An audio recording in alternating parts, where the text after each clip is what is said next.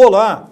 Está no ar o programa Ambiente Legal, diretamente dos estúdios da TV Êxito. Você pode nos acompanhar pelo site www.ambientelegal.com.br ou tvexito.com.br. A gestão ambiental do Brasil avançou a passos largos nos últimos 30 anos.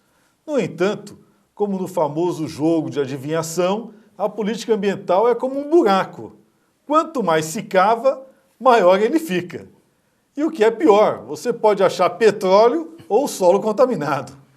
Um dos grandes desafios está na gestão da nossa produção agrícola e no equacionamento de questões graves, como as dos resíduos sólidos, em especial no setor industrial e nas grandes cidades. Usando um termo moderno para contextualizar esse assunto, nada melhor do que um protagonista de toda essa história. E eu me refiro ao engenheiro Walter Lazzarini. Walter Lazzarini, engenheiro agrônomo, formado pela Escola Superior de Agricultura Luiz de Queiroz, da USP, milita na área ambiental desde a sua formação. Ele foi presidente da Associação dos Engenheiros Agrônomos e responsável pela lei de agrotóxicos, foi presidente da CETESB, secretário de Agricultura e Abastecimento do Estado de São Paulo e deputado estadual por 2 mandatos, sempre com forte participação nas questões ambientais. Atualmente, Walter Lazzarini é presidente do Conselho Superior de Meio Ambiente, COSEMA, da Federação das Indústrias do Estado de São Paulo, Fiesp. Ele ocupa esse cargo já desde 2005. Walter, é um prazer estar com você aqui, né? E é uma honra para o Ambiente Legal ter você hoje em nossos estúdios, viu? Fernando, eu que agradeço essa oportunidade, é uma satisfação vir aqui, revê-lo e também aproveitar a oportunidade para te parabenizar. Você que é um ambientalista de muitos anos, que tem prestado grande serviço na área ambiental, usa mais um instrumento moderno, que é a televisão, televisão digital, TV digital, justamente para divulgar suas ideias, trazendo pessoas que possam contribuir na discussão da questão ambiental. Meus parabéns. Obrigado, Walter. Mas o mais importante hoje é que você também é um grande inovador, né? Vamos começar pela primeira inovação, Walter. Como é que foi a sua entrada na área ambiental? Você que é o precursor da logística reversa, né? Conta essa história para a gente. A rigor, Fernando, eu sou engenheiro agrônomo, como já foi dito, e quando a gente presidiu a Associação de Engenheiros Agrônomos do Estado de São Paulo, isso foi no final da década de 70, a nossa visão, evidentemente, ainda era uma visão muito voltada para a atividade agrícola. E, portanto, procuramos identificar nesta atividade, na agricultura, quais eram os problemas ambientais. O que nos permitiu levantar alguns aspectos do tipo a questão do desmatamento, que era uma coisa extremamente séria. Você se lembra do movimento de defesa da Amazônia, em que se propunha, na época ainda de exceção política do país, a derrubada da Amazônia ou de parte da Amazônia para pagamento da dívida externa. Quer dizer, eram barbaridades desse tipo que só um regime autoritário é que podia recepcionar. Além da questão do desmatamento, uma outra questão que nós sempre levantamos foi a conservação do solo. O solo é fundamental para a atividade agrícola e nós estamos perdendo uma quantidade muito significativa de solo pela erosão, pela falta de conservação adequada do solo. Falta de gestão ambiental do solo. Falta de gestão ambiental. Naquela época não existia essa expressão gestão ambiental. E também o que nós fizemos foi uma discussão sobre o assunto dos agrotóxicos. Por quê? Se percebeu, sem ter ainda muitos dados, muitas informações, que havia um excesso de consumo de agrotóxico na agricultura. E todas as universidades ou todas as faculdades de agronomia orientavam para o aumento da produtividade a qualquer custo.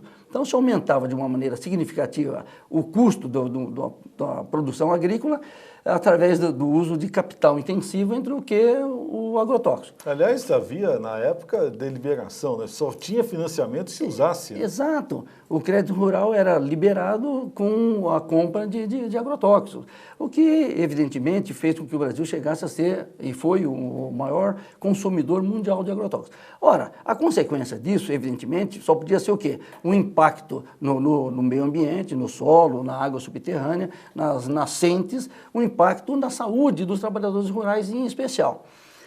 O que a gente, aos poucos, quando nós levantamos essa questão do consumo excessivo dos agrotóxicos, nos fez perceber que existiam muitas pessoas, em especial nas universidades e também em muitas ONGs, que estavam preocupadas com essa questão. E aí começamos a levantar dados e informações justamente para suportar aquilo que inicialmente, eu confesso, era um pouco um sentimento, um feeling que nós tínhamos de que alguma coisa não estava certa. Havia um consumo excessivo de agrotóxicos, o país não era o país que tinha a maior agricultura do mundo, apesar de ser das maiores extensões territoriais, e isso fazia com que não fosse lógica, não fosse natural que nós fôssemos o primeiro consumidor mundial de agrotóxicos.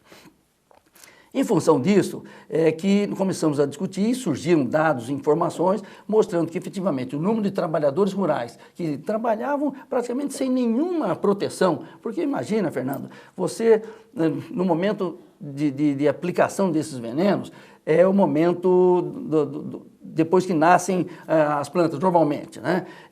Você semeia a germinação, o desenvolvimento, e aí quando as pragas atacam, você tem que aplicar o veneno. Imagina no calor de dezembro, de janeiro, de fevereiro, o trabalhador rural que não usava capa, tinha que colocar luva que não usava, também não usava bota, não usava nada e aplicava aquele veneno, sem nenhum conhecimento, o que provocava... Os males são os mais terríveis, né? Neurológicos, inclusive, né? Sem dúvida nenhuma, as consequências eram seríssimas. E aí começamos a ver que havia registro, em alguns casos, do número de trabalhadores rurais que tinham sido intoxicados, mortes de trabalhadores rurais. E também um aspecto extremamente importante que a gente tem que ressaltar, Fernando, é que havia necessidade de você fazer um ordenamento do uso dos agrotóxicos. Se, por enquanto, havia necessidade de se utilizar os venenos para o combate às pragas, era necessário que houvesse um ordenamento. Por isso, até nessa oportunidade em que estivemos na Assembleia Legislativa, fizemos a lei do receituário agronômico, chamada Lei dos Agrotóxicos, que estabelecia o quê? A obrigatoriedade do profissional de agronomia emitir uma receita para que o agricultor pudesse comprar o agrotóxico adequado na quantidade adequada. Foi a primeira lei que estabeleceu isso, quer dizer, né? Transformou o agrônomo em uma espécie de médico, ele receitava, né? A sua colocação está absolutamente perfeita e eu faço a correlação entre o médico, que é aquele profissional respeitável, que faz uma receita para uma pessoa, para o seu paciente, é um único paciente que está consciente daquilo que ele vai tomar, que sabe quanto de remédio ele tem que ingerir, quando ele deve ingerir, diferentemente do receituário agronômico, que é para o alimento que vai para uma quantidade enorme de pessoas que não sabem, essas pessoas, o que elas estão consumindo. Então, um determinado produto extremamente bonito, vistoso, etc., sem nenhuma marca de qualquer inseto, às vezes é visto como o melhor produto. E, a rigor, ele pode ser um produto que tenha mais veneno do que o produto que tem uma marca de inseto. Então, o que a gente fez naquela época, na verdade, foi justamente com essa visão do pessoal mais novo, porque quando eu assumi a Associação dos Agrônomos do Estado de São Paulo, eu tinha 29 anos, então eu fui o mais novo presidente da EASP. E o que a gente tinha como uma nova geração, então, era uma visão assim, social e ambiental da agricultura. E a gente caminhou sempre por essa área ambiental, levamos à Assembleia Legislativa exatamente essa questão, presidimos aí a Comissão de Meio Ambiente da Assembleia, e depois toda a nossa vida, graças a Deus, felizmente, foi voltada para a questão ambiental. E aí saiu essa lei primeiro, então, no Estado de São Paulo? Sim, saiu a Lei dos Agrotóxicos aqui no Estado de São Paulo. Houve... Deve ter sido uma reação terrível. O governador Montoro que sancionou, e foi muito interessante, Fernando, porque eu estava num período fora do Estado de São Paulo, com a minha família, em poucos dias que eu saía de férias, e fui avisado que o governador tinha sancionado. E, evidentemente, não gostei, porque eu dizia, eu gostaria de estar presente. E aí, na época, se comentou que o governador sancionou porque havia uma pressão muito grande para ele não sancionar. E, portanto, ele corajosamente o fez, correu e se transformou em lei. Esse é o espírito público do Franco Montoro, né? Exatamente. É diferenciado. Exatamente. Né? Então, e depois, Fernando, o que nós fizemos foi pegar este exemplo também passar para os outros estados brasileiros. Então, aí surgiram outras leis estaduais de agrotóxicos, o que forçou o governo federal a ter uma lei. Nós tivemos aí... De outra forma, não saía. Se não saía, né? Porque havia uma pressão muito grande das empresas. É evidente que se utiliza hoje esses produtos na agricultura, é natural. Nós pleiteamos, advogamos, lutamos para uma agricultura natural, chamada agricultura orgânica, que prescinda do uso dos agrotóxicos. Entretanto, é uma fase de transição. Então, nós precisamos entender claramente que, durante muito tempo, houve a aplicação de uma quantidade muito significativa de veneno, porque era deliberadamente vendido, não havia nenhuma restrição, nenhum controle. Agora nós estamos passando por um tipo de agricultura, que é a agricultura mais natural, em que você vai diminuir gradativamente até chegar um momento, é um idealismo, não sei se é uma utopia, mas temos que lutar por uma utopia como essa, de ter alimentos sem agrotóxicos. Essa lei efetivamente é um marco para a mudança, inclusive, desta cultura, né? Do agrotóxico para a cultura mais natural, né? E é muito importante não só o residuário, como uma outra questão que hoje é usada como parâmetro para a nova política de resíduos, né? Como é que se deu essa visão da logística reversa? Porque, para quem não sabe, a lei de agrotóxicos, na década de 80, né, ela foi a primeira a estabelecer a necessidade do indivíduo, depois de usar o agrotóxico, ter que retornar a embalagem para quem o fabricou, né? Como é que foi introduzir essa coisa fantástica, quer dizer, obrigar desde o consumidor até o fabricante a retornar a embalagem numa época que não tinha lei do consumidor, não tinha uma norma ambiental clara, não existia noção disso. Como é que foi isso? Fernando, foi um desafio, uma experiência formidável, em que juntamos vários profissionais para poder discutir o que fazer, e não apenas uma lei para aprovar, para ter o nome de uma lei. Era importante que a gente que conhecia a questão do uso indiscriminado, como nós chamamos, dos agrotóxicos, que levantasse não só o efeito negativo que esses produtos poderiam estar provocando, e estavam nos trabalhadores rurais que não se protegiam, que estavam na população que consumia um alimento que tinha uma quantidade excessiva de agrotóxicos. Eu me lembro que nós fizemos também várias análises de produtos, né, no estudo biológico, e que os resultados muitas vezes não eram divulgados, porque a cultura da época era de que, se nós vamos divulgar, isso poderá provocar um pânico na população. Então a gente entendia não só esse aspecto, como entendia também, mais do que isso, a questão dos resíduos. Como é que você vai deixar a lata do veneno ao alcance de uma criança, de um filho de um trabalhador rural, filho do fazendeiro? Tal. Era fundamental que a gente pensasse, sim, que era obrigatório se fazer a devolução. E foi interessante, porque quando eu estive na Secretaria da Agricultura, nós tivemos a oportunidade de inaugurar também a primeira casa onde se recebia os resíduos dos agrotóxicos. Pelo menos você concentrava ali de uma maneira muito mais contida as embalagens. E a partir daí, essa coisa evoluiu. Hoje você tem aí até a utilização de embalagem de agrotóxicos para fazer inúmeros outros produtos, né, que são necessários. Isso é importante, porque vocês viram que aí, quando alguém tem interesse político e faz, né, a coisa acontece e serve de modelo, né, até mesmo para novas políticas, né? Nós vamos encerrando este bloco, porque tem muito mais história com Walter Lazzarini. Fica conosco para o próximo bloco.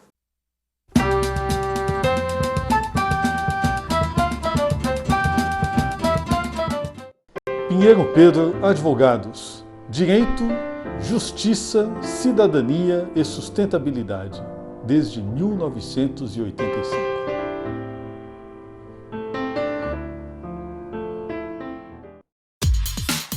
Com mais de 600 metros quadrados distribuídos em 4 estúdios, a TV Êxito atende às necessidades do mercado publicitário, institucional e corporativo. Produzimos vinhetas, programas para rádio, TV e web, campanhas políticas, videoaulas, coberturas de eventos com transmissão ao vivo. Em nossa estrutura, estúdios com cenários físicos e virtuais, equipe e equipamentos que atendem à exigência do cliente.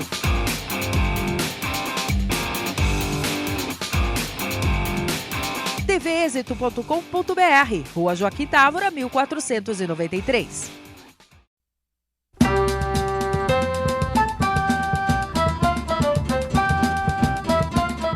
Estamos de volta com o nosso programa Ambiente Legal, hoje entrevistando Walter Lazzarini, engenheiro agrônomo formado pela Escola Superior de Agricultura Luiz de Queiroz, a USP, e que milita na área ambiental desde a formação dessa política. Foi presidente da CETESB, secretário adjunto do Abastecimento do Estado de São Paulo e deputado estadual por 2 mandatos.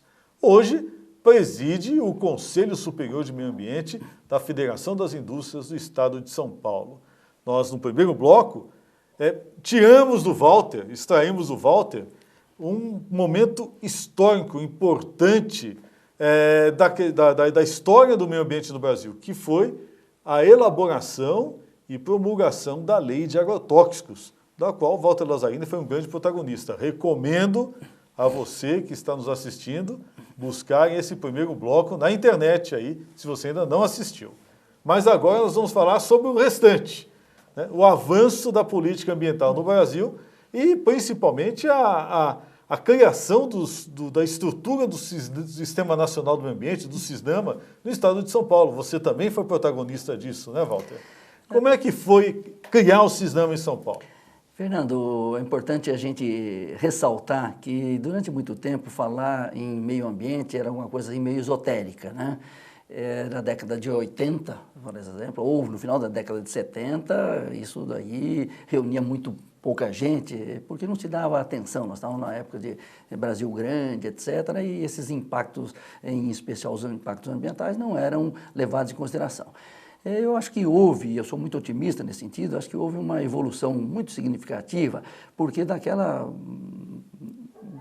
poucos que militavam na área, hoje você vê eventos que reúnem milhares de pessoas. Hoje há uma conscientização da população, a mídia, o Ministério Público, as pessoas, as organizações ambientalistas, as entidades ambientalistas, as estruturas públicas, por mais que muitas vezes se diga que elas não são suficientes para atendimento da demanda, eu digo que, em princípio, nós temos aí alguma estrutura pública. Você tem aí o Ministério do Meio Ambiente, você tem IBAMA, você tem CETESB, você tem a dizer que a gente já tem estrutura demais já.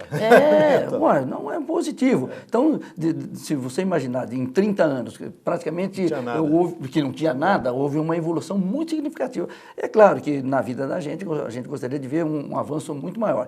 Entretanto, na vida de um Estado, na vida de um país, 30 anos não é absolutamente nada. Você foi secretário de Agricultura, né? Isso. Naquela época a gestão ambiental estava na Secretaria da Agricultura, não tinha Secretaria de Meio Ambiente, né? Como é que foi criar esse sistema?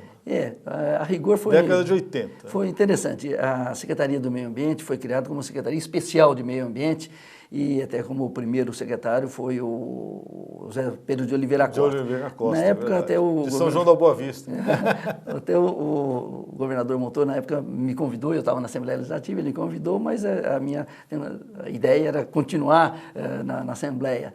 E naquela oportunidade, você tinha ainda na Secretaria da Agricultura o Departamento Estadual de Proteção dos Recursos Naturais, ou de Pesquisa de Recursos Naturais, que era então, para fazer um pouco de história. CPRN. E que depois se aproveitou o mesmo coisa de proteção dos recursos naturais.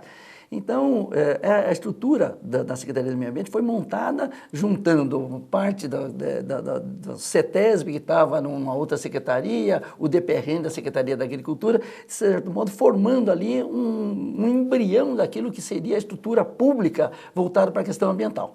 Então, acho que houve uma evolução muito grande, mas, evidentemente, ainda nós temos que evoluir, porque a demanda, Fernando, do setor privado é muito grande e você não tem ainda em quantidade suficiente, você tem em qualidade, profissionais excepcionais. Eu me refiro aqui ao Estado de São Paulo, a CETESB, a Secretaria do Meio Ambiente, mas não tem a quantidade suficiente para atender a demanda para licenciamento ambiental, por exemplo, no Estado de São Paulo.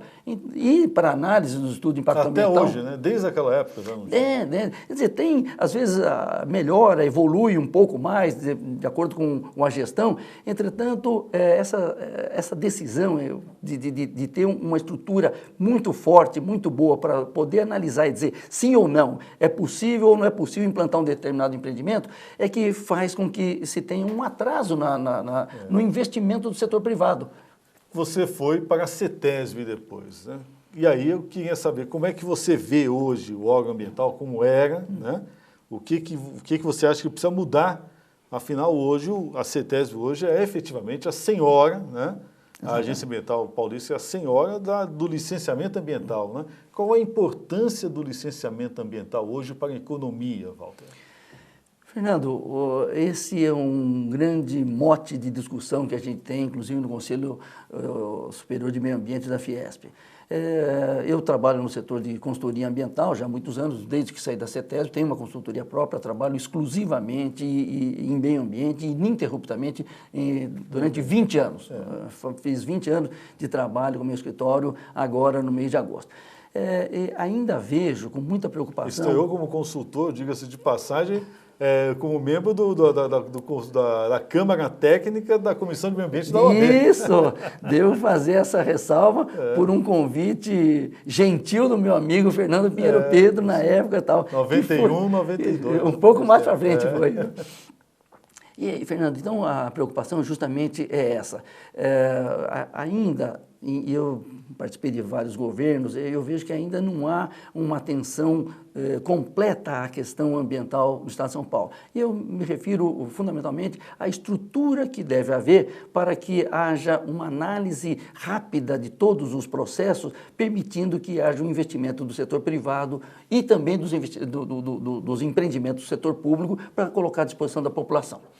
O que se vê hoje é que, por exemplo, o Rodoanel é um exemplo muito claro disso. Ficou aí durante anos para ser aprovado, porque, claro, tem intervenção de entidades ambientalistas, ou no regime democrático isso é natural, Ministério Público, etc. Mas nós não podemos ficar esperando para colocar à disposição da população empreendimentos que vai atendê-la, sejam eles empreendimentos públicos ou privados. Às vezes as pessoas confundem, acham que se está querendo fazer mais rapidamente ou sem rigor. De forma nenhuma.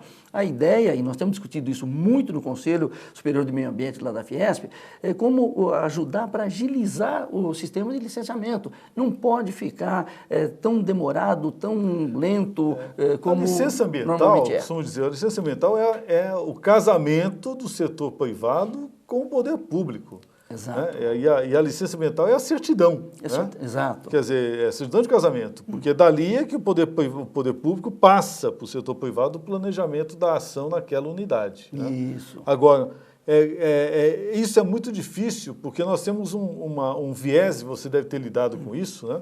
Que é das pessoas que entendem que o licenciamento ambiental é um obstáculo a ser transposto. Né? Isso tanto do ponto de vista dos preservacionistas que não querem nada, como dos desenvolvimentistas também que querem tudo, né? Entre aspas. Né?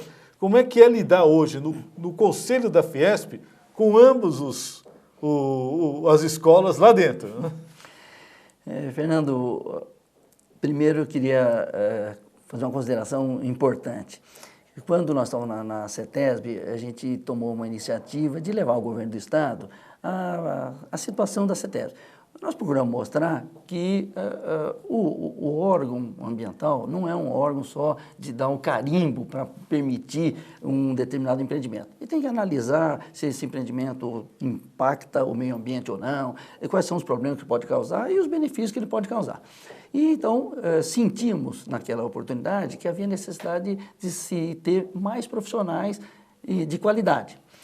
Para surpresa nossa, nós fizemos um levantamento dentro da CETESB e, naquela época, acho que tínhamos 2.200 funcionários, muitos qualificados, evidentemente, e conseguimos do governador autorização para contratar por concurso público 734 profissionais. Fantástico. Contratamos. Foi No governo seguinte, por causa de dificuldades financeiras, enfim, falta de recursos, tal, houve um corte muito significativo, de mais de 1.000 funcionários. Nossa, voltou para trás. Então, voltou para trás. Quer dizer, eu entendo que você investir na Secretaria do Meio Ambiente, especialmente aqui do Estado de São Paulo, na CETESB, qualificando o pessoal, colocando mais profissionais, uma quantidade grande mesmo de profissionais, vai dar um ganho para a população e para o governo do Estado extremamente significativo. Por quê? Porque vai se permitir que não se represe mais o investimento do setor privado, vai se dar agilidade, porque o setor privado ele quer ter regras claras e quer ter possibilidade de investir rapidamente. E precisa de suporte, né? Sustentabilidade, né? E quem confere isso é a licença. Claro, e também nós que pagamos impostos, e não são poucos os impostos, né? Temos uma carga tributária brutal, nós queremos ver que as obras de governo sejam colocadas à nossa disposição mais rapidamente. E se a gente tiver uma estrutura ambiental muito significativa, e que isso não vai ser pesado para o orçamento estadual, nós vamos ter um benefício enorme, que será colocar investimento do setor privado mais rapidamente e obra do setor público à disposição da população. Isso aí é o que eu acho que é o mais importante no que tange a toda a questão da política ambiental, né? Porque é a atividade fim, né? Exatamente. O resto é o meio, até a fiscalização de certa maneira. Mas a atividade fim é você conceder autorização social para que a atividade econômica se processe. Exato, exato. Você falou sobre as atividades de infraestrutura. Uhum. Chegou a falar da importância disso, tal, do porquê da peça, né? Como é que você está vendo hoje? Porque nós estamos sentindo uma defasagem muito grande da pujança da economia com a infraestrutura, né? Como desatar esse nó?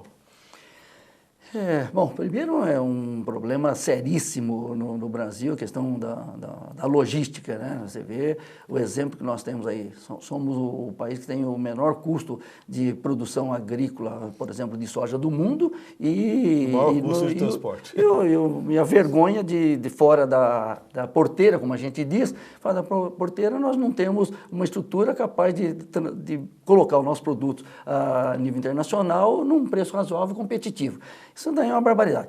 Tem, claro, aí, digamos muito claramente, é responsabilidade de governos, é responsabilidade, seja de governo, principalmente do governo federal, claramente o governo federal que é o grande responsável, que agora está acordando, está falando em projetos, mas que efetivamente você não tem ainda coisas concretas. Nós não temos portos. Recentemente a gente viu aí, se você comparar, por exemplo, o tempo eu nem vou dizer aí, nem é logística, Fernando, vou dizer o tempo para liberar uma carga nos portos de Singapura, Amsterdã e no Brasil, é uma vergonha. Você fala a infraestrutura, o custo que fica para eles transportarem até o porto os seus produtos de exportação, é impressionante a diferença com o Brasil. Então, isso está limitando o nosso desenvolvimento, estamos tendo desperdício de produtos agrícolas, estamos tendo dificuldade de colocar os produtos em custo competitivo no exterior. Mas devemos ressaltar também que, e aí eu faço referência ao que eu dizia momentos atrás, que muitas vezes alguns desses empreendimentos, pelo potencial de impacto ambiental, eles são demorados, há uma demora muito grande para eles serem aprovados e ter a licença ambiental. Então, veja, se nós tivéssemos, veja como tudo tem passado pelo licenciamento ambiental.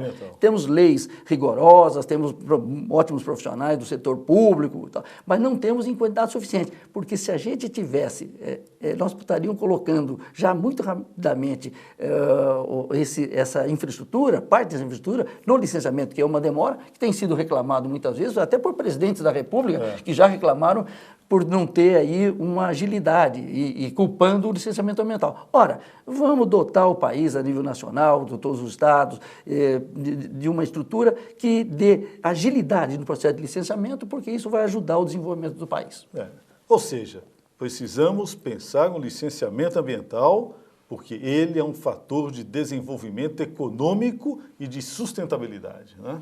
Acho que isso é um ponto, né? Perfeito. E um aspecto, Fernando, que você tocou também, é o que a gente tem discutido no Conselho Superior de Meio Ambiente. Este é um dos assuntos que a gente tem levantado lá com muita frequência, tem procurado ter uma ligação grande com a Secretaria do Meio Ambiente para contribuir, porque eu senti, quando assumi o COSEMA, que havia um distanciamento também na área ambiental, que é comum em todas as áreas, infelizmente, do setor público e do setor privado. Ora, independentemente de nós estarmos do setor público ou do setor privado, nós somos cidadãos que somos profissionais e que temos que prestar serviço para a comunidade. Nós somos pagos pela comunidade e é fundamental que a gente aproxime o setor público e o privado. Eu tenho procurado fazer isso e tenho levado lá secretários de Estado, não só do Estado de São Paulo, vários secretários de Estado de meio ambiente, de saneamento e recursos hídricos, ainda foi na última reunião nossa. Tenho trazido secretários de Estado de outros estados da área ambiental, justamente para dar uma oxigenada aqui na nossa discussão, para que a gente possa contribuir, porque eu não admito que a gente tenha aqui no Brasil, que tem um potencial de desenvolvimento fantástico, essa separação tão clara entre setor público e setor privado. Nós temos que temos que estar harmonicamente voltados para o desenvolvimento do país. E é evidente que quem toma a decisão, quem aprova, é o profissional do setor público, mas isso não deve impedir que a gente converse olho no olho, discuta, some todas as experiências que a gente tem e ofereça essas experiências para o setor público. Ora, no Conselho Superior de Meio Ambiente da Fiesp, nós temos 70 profissionais das mais variadas áreas. Pessoas que têm décadas de conhecimento, de experiência no setor público, no setor privado, e é isto que dá a riqueza e a beleza do Conselho, que eu tenho um orgulho, uma satisfação de presidir há vários anos, porque a cada reunião a gente se enriquece e a gente pode contribuir exatamente para o debate seja do licenciamento ambiental, seja em todas as áreas relativas à questão ambiental. Juntando essas experiências do setor privado e do setor público, ali temos profissionais como professores universitários, temos vários professores universitários, temos de várias profissões, temos gerentes e presidentes de indústria, mas o Conselho é mais um corte da sociedade do que um corte da indústria. E isto o presidente Paulo Scarpa permitiu que eu fizesse, porque eu achava que não se justificaria ser só da indústria, era fundamental ter um corte da sociedade. E é isso é essa riqueza que faz com que a gente possa somar no setor privado, ajudando o setor público, porque todos nós temos que ajudar a desenvolver esse nosso país. Com essa lição de cidadania, né? Eu vou dar por encerrada essa entrevista aí fantástica, agradecendo muito a sua presença, viu, Walter? Você é uma pessoa muito querida e eu quero você mais vezes no programa Ambiente Legal. Muito obrigado, viu, Walter? Eu que agradeço essa oportunidade, Fernando, é um prazer, uma satisfação. Sempre que a gente puder vir falar sobre o meio ambiente, modestamente, eu venho aqui dar minha contribuição. Eu te agradeço e parabenizo pelo excelente entrevistador que você é e pelo excelente trabalho que você está fazendo. Obrigado, Lazzarini. E obrigado a você que nos assistiu e ficamos por aqui com esse Ambiente Legal, mas não saia deste ambiente. Vamos retornar mais vezes. Muito obrigado.